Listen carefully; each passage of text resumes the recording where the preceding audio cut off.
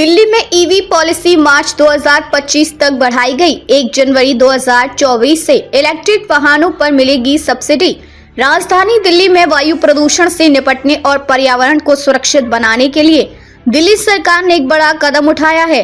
मुख्यमंत्री आतिशी ने press conference के दौरान बताया कि दिल्ली सरकार ने अपनी इलेक्ट्रिक व्हीकल पॉलिसी को मार्च 2025 तक बढ़ाने का निर्णय लिया है। ये फैसला शहर में बढ़ते प्रदूषण स्तर और इलेक्ट्रिक वाहनों को बढ़ावा देने के लिए लिया गया है।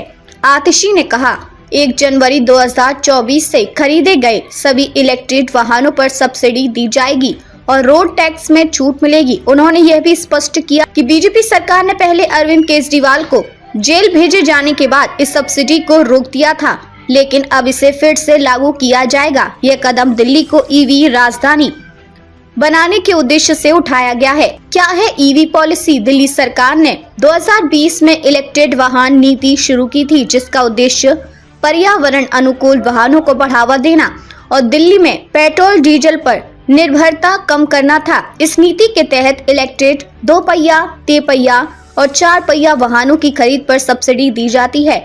इसके साथ ही चार्जिंग इंफ्रास्ट्रक्चर को मजबूत करने के लिए कई योजनाएं चलाई गई हैं। अब इस नीति के विस्तार के साथ 1 जनवरी 2024 से इलेक्ट्रिक वाहनों के खरीदारों को सब्सिडी, वाहन की कीमत पर सरकारी छूट, रोड टैक्स में छूट, पंजीकरण के समय रोड टैक्स माफ, अन्य बड़े फैसले, कर्मचारियों के लंबित वेतन के लिए 17 करोड़ की ग्रांट, दिल्ली अनुसूचित जाति वित्त और विकास निगम लिमिटेड में कर्मचारियों के लंबित वेतन को लेकर भी बड़ा फैसला लिया गया।